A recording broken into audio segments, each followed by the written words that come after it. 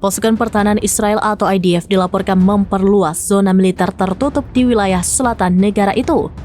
Langkah ini dilakukan di tengah bayang-bayang serangan pembalasan Iran terhadap Israel. Jerusalem Post melaporkan bahwa penutupan wilayah selatan ini berlaku mulai Senin 12 Agustus pada pukul 12 siang. Media tersebut menyoroti serangan Hamas sejauh ini tidak menimbulkan ancaman terhadap wilayah-wilayah itu.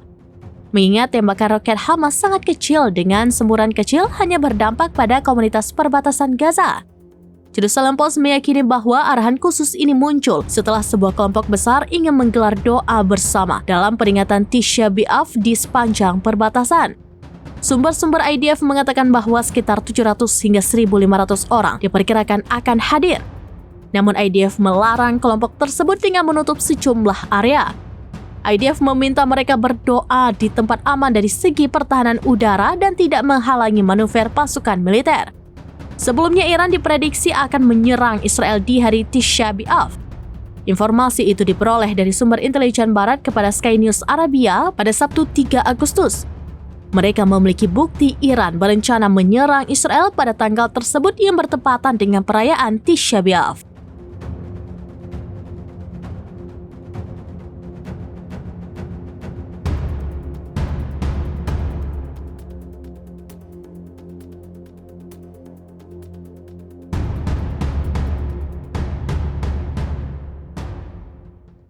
Download Tribun X sekarang, menghadirkan lokal menjadi Indonesia.